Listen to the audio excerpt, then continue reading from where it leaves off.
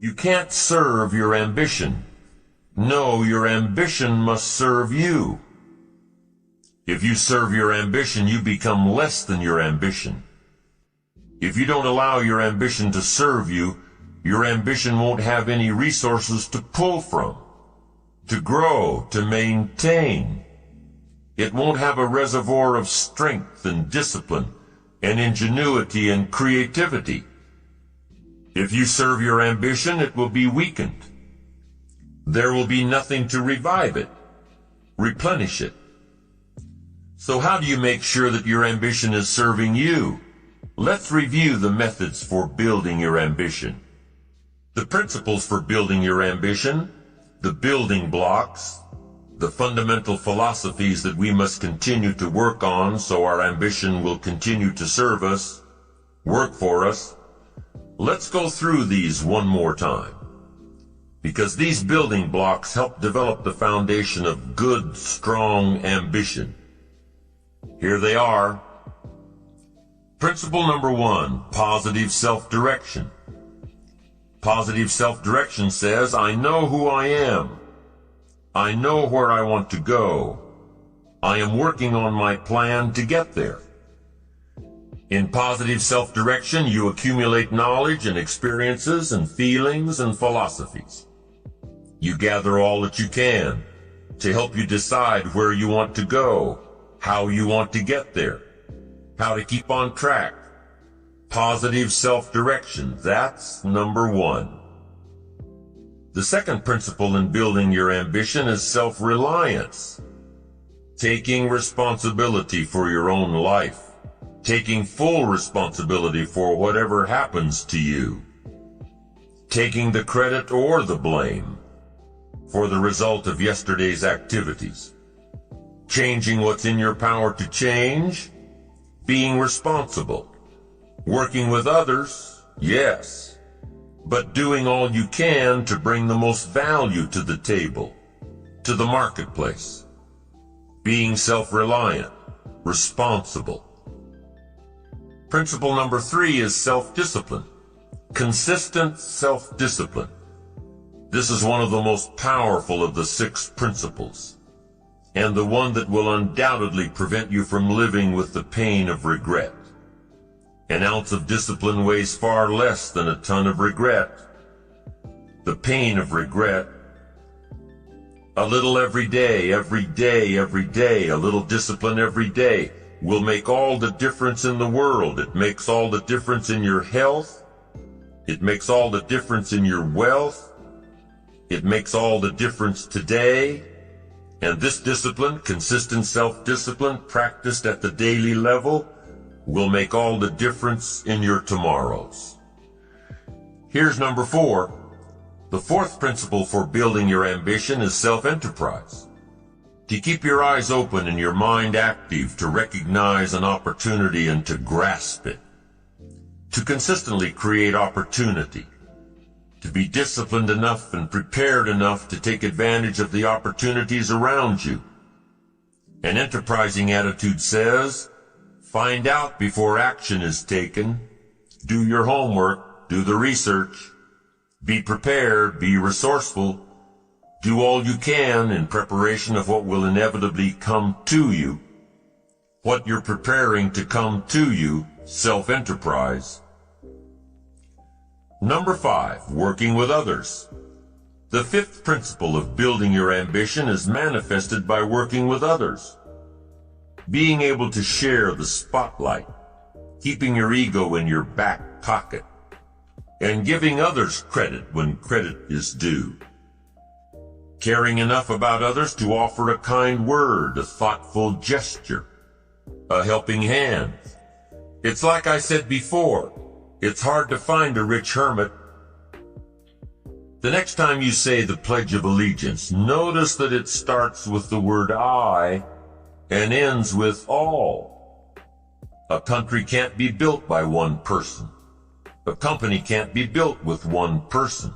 A family can't be built with one person. A friendship can't be built with one person. Each of us needs all of us to succeed. Each of us must learn to work with others to achieve our goals, to finish our tasks. Here's number 6. The 6th principle for building your ambition is self-appreciation. You must develop a strong appreciation for the conclusions that you have made, for the sail you have set, for the philosophies you have adopted, for your own methods, your own style, your own model of success. Remember here that success is the steady progress toward your own personal goals, and self-appreciation is crucial in keeping you moving toward those goals. So there you have a review of the 6 principles necessary to build your ambition. During our past sessions, we have also learned how to bring balance to our work and personal lives, to understand the rewards of ambition, that it's okay to be rich and wealthy, and to come to understand that success and failure are part of the same process. Through the consistent practice of everything we have covered in this series, you will begin to develop 3 cornerstones of the ambitious life: focused concentration, resilience, and integrity. Focused concentration, resilience, and integrity. By developing these traits, by incorporating them into your character deep within your very being, you will allow your ambition to serve you. You'll be able to direct your ambition to achieve even your wildest dreams. And you'll have the satisfaction of knowing you're on the right course. Together, these 3 cornerstones bring stability to your ambition. Stability, which is the most valuable asset in pursuit of achievement. We'll cover each of these, focused concentration, resilience, and integrity, in depth, but the key point here is that each of these cornerstones is cultivated only through the practice of the 6 principles of building your ambition. The 6 principles, worked on consistently and simultaneously, will develop these 3 traits in your character. Here's number 1, concentration. Focused concentration. We talked about this in time management, but the key to building your ambition, keeping on track with all of the principles, is focused concentration. You've just got to zero in. You've got to identify your target. Let nothing stand in your way. You've got to keep your eye on the target until you've released the arrow. Let nothing capture your attention unless it's in the best interest of your ambition. Let not an obstacle come before you without getting around it, going over it, going under it, trying a different path until you get there. Concentration in sports is crucial. The consummate professional on the field or on the court won't hear the jeering of the crowd. Their concentration keeps all noise and clutter at bay. They have one thing in mind, and that's moving the ball. You have to have just one thing in mind, keeping on track, closing out all the noise and the clutter that gets in your way, going around all the obstacles of negativity and influence. In a tennis match, how long does it take for your opponent to return the ball? Not very long. And what if you lose your concentration? Game's over. One little slip of concentration, just that fast, one little slip of concentration.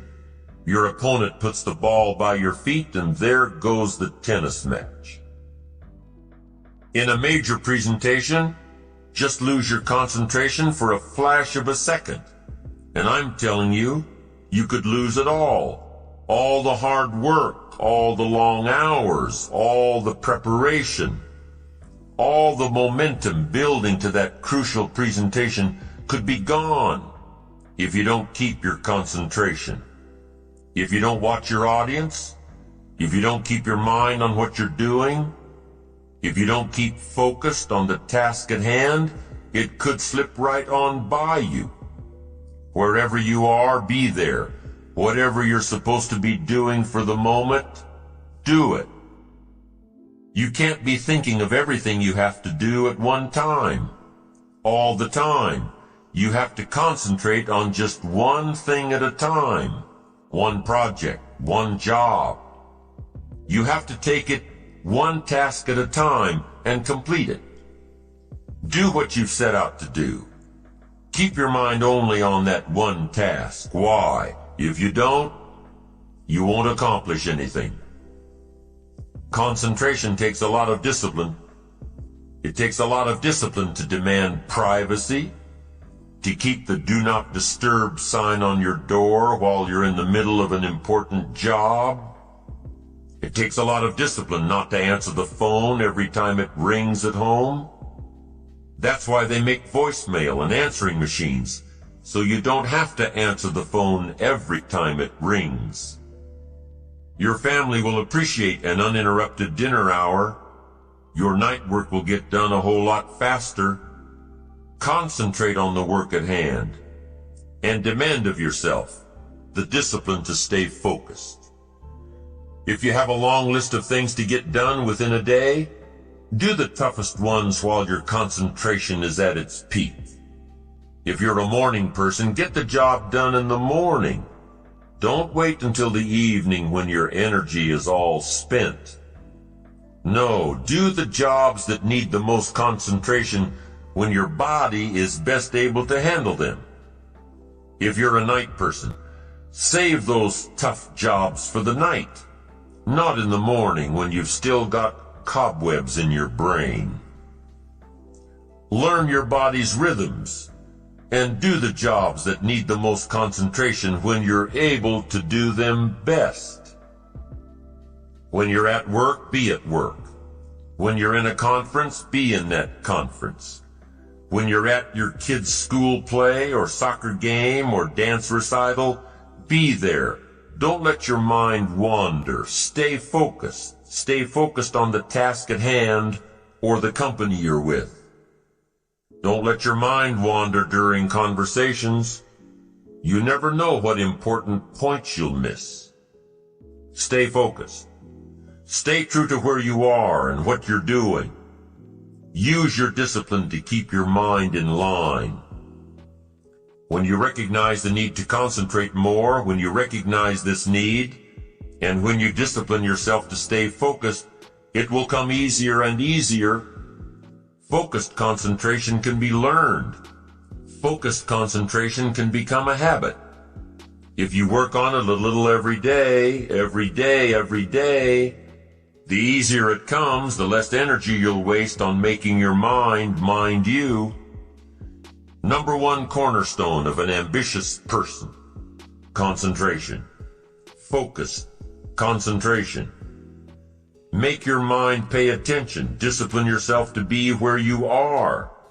Work at work and play at play. Don't mix the two.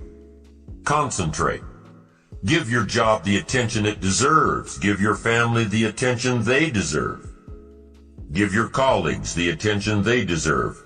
Wherever you are, be there. Concentrate. That's number one. Here's number two: resilience. Resilience, the ability to return to the original form after being bent or being stretched or being compressed. That's the dictionary's definition of resilience. The ability to readily recover from illness or depression or adversity. Resilience, being able to withstand setbacks, broken hearts and broken dreams, financial crisis, loss of loved ones, loss of enterprise, and loss of health. How would you ever handle it if you lost everything you had today? What would your next step be? How long would you be depressed and upset and angry? What would it take for you to pull yourself up and start all over again? How resilient are you? Could you handle it? Could you learn from all your disappointments and start all over again? What would it take? Well, number one, it would take a lot of self-discipline. It would take a lot of positive self-talk to muster up the energy to begin again. It would take a lot of concentration to block out the noise and the clutter of all the negative voices trying to get through, your negative voices and the negative voices of others around you. It would take a lot of discipline to balance the fear and anxiety with the knowing that if you did it once, you can do it all over again. It would also take what? A lot of self-reliance. Whether your losses had anything to do with you or not, your future success has everything to do with you. It would take a lot of self-reliance to avoid blame. What's happened has happened. You would need to get on with your life and begin again. It would take a lot of faith. It would take a lot of faith and trust in God to move ahead.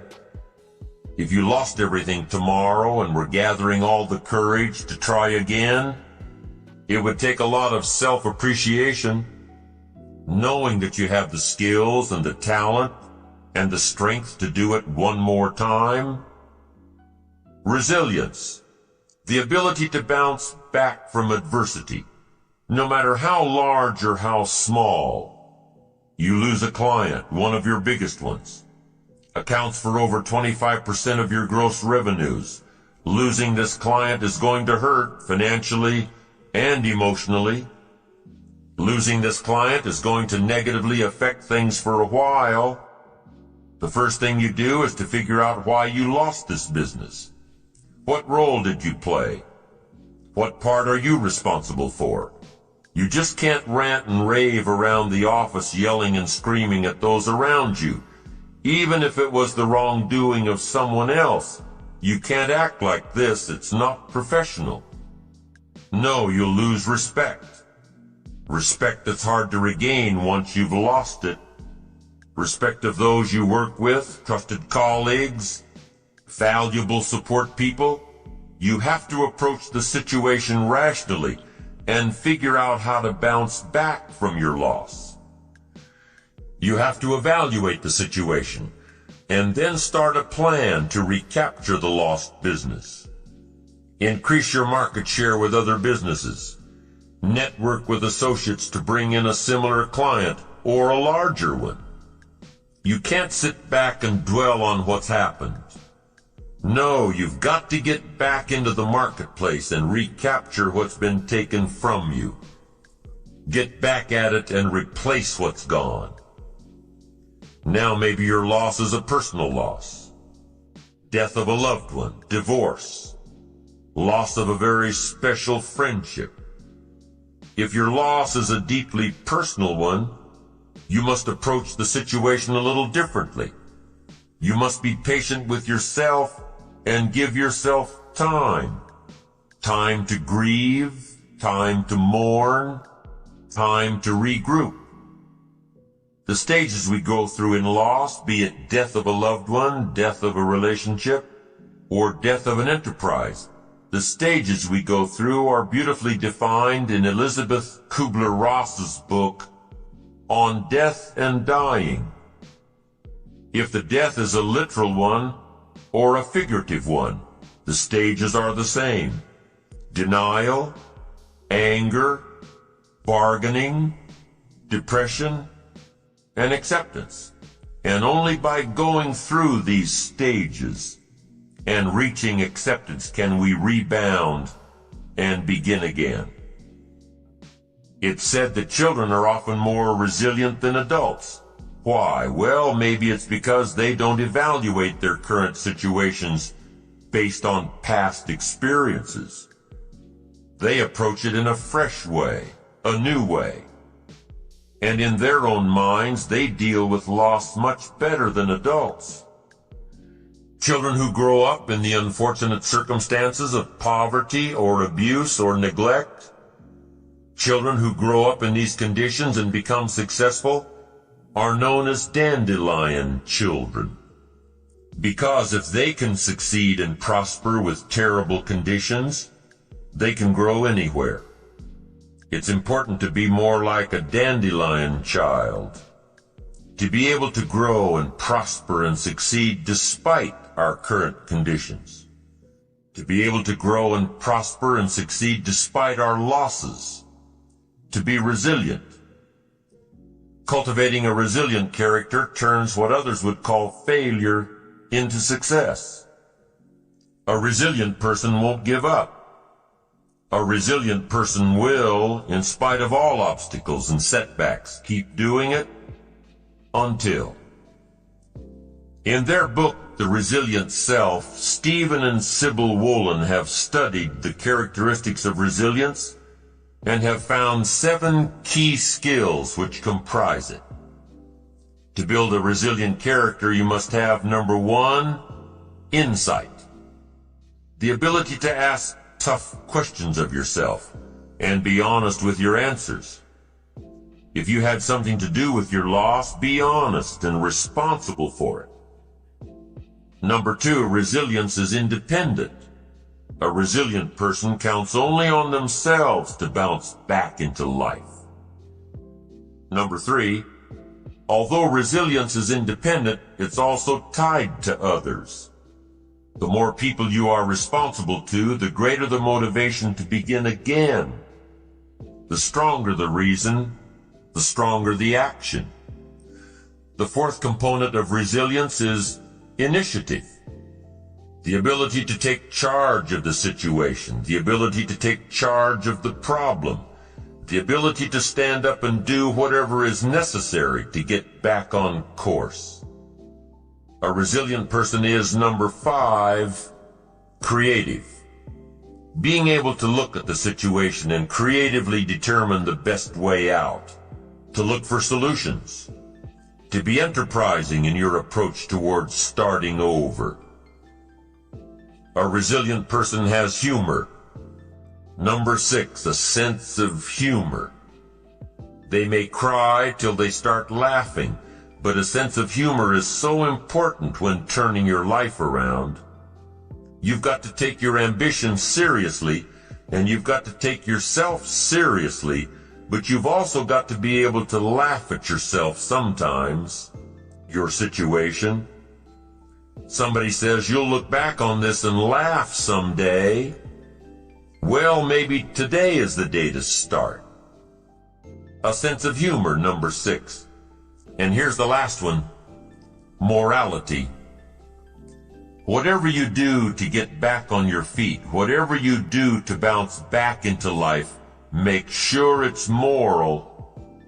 Make sure that your upcoming success is at the service of others, not at the expense of others.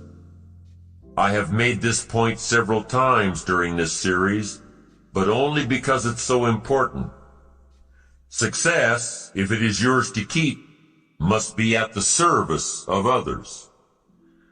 Number 1 cornerstone for an ambitious life is concentration. Number 2, resilience. And here's number 3, integrity. Integrity is adhering to the moral principles of life. Integrity is doing things with honor. Integrity is honesty. Without integrity, ambition loses its unifying focus that comes from integrated goals, from really knowing what you want. Integrity says, I wish to pay fair price for all value. Getting something for nothing makes nothing of me. Getting it cheap makes me cheap. Truly, in your own enlightened self-interest, this is one of the better statements. I wish to pay fair price for every value. I wish to pay fair price. This is self-interest, and it's also integrity. I wish to pay fair price for every value. Why? For what it will make of me. For what paying for it will make of me. If I have to pay, that will make something of me. And by paying, you have the integrity not to take advantage of others. You hear of greedy people boasting about the great deal they just got, the best value, how they negotiated the price down to nothing, how they nickel and dime the other person out of making a profit. Good integrity won't let you do that. We all shop for the greatest value at the best price, but not at the expense of others. Not when your great deal cheated someone out of their profit. You hire someone to do a job for you, take on a project. You've got to pay fair price, fair value for someone else to do the work for you, because if you don't, what? They'll never work for you again. They don't want to work long, hard hours to make you look good and not get compensated for it. No, and your integrity won't allow that to happen. Pay an honest price for an honest value. Make it good for everybody involved. Leave a profit. Don't be cheap, be fair. It's your integrity that's on the line, not just a few bucks. Your integrity. If I want something badly enough, I have to earn it. If I want something badly enough, I have to pay for it. Why? Because of what paying for it will make of me. And if I wish to have more, I must become more. I must earn more. And how much should you earn? As much as you possibly can. You must always strive to do all you possibly can. The essence of life is growth. Doing, becoming, striving, growing, achieving. Be like the tree that grows as high as it can. Be like the bird that soars as high as it can. Be like the flowers that bloom as much as they can. Whatever course you set your sail to, do as much as you can to get there. It's part of integrity. Honestly doing all you can in pursuit of what you want, in pursuit of what you'll become. And whatever you sign up for, finish it. Here's a great story about integrity. The Apostle Paul, this great man, said, "I'm about to go, and here's the reputation I want when I'm gone. Here's what I want people to say about me." He said 3 things, and here's number 1. I fought a good fight. Let that be your reputation. You fought a good fight. You kept out the ideology that wanted to capture your children, threatened every enemy that ever threatened you, fought like a parent protecting children in the home front. Let that be your reputation. You fought a good fight. And whether or not you won, at least let your reputation be that you fought a good fight. Fought for your rights, fought for the game. You fought for your integrity. You fought for honesty. You fought for success. You didn't leave any energy unspent. You fought.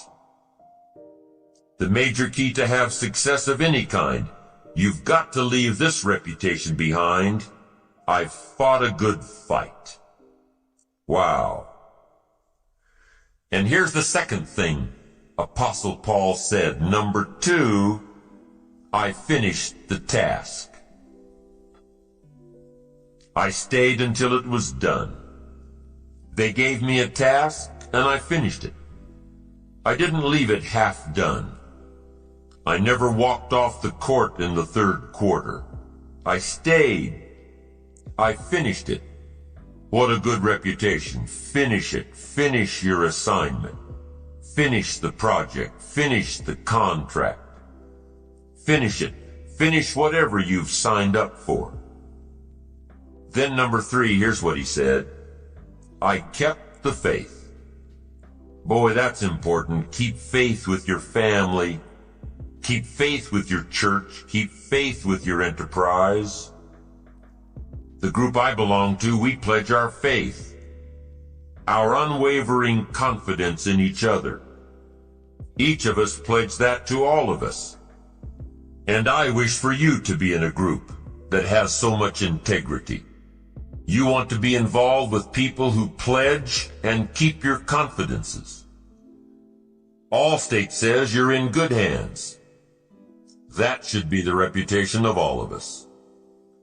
Develop the reputation of good hands so that no matter where you go, you will represent your family well, represent your company well, have integrity, honesty, success at the service of others, not at the expense of others.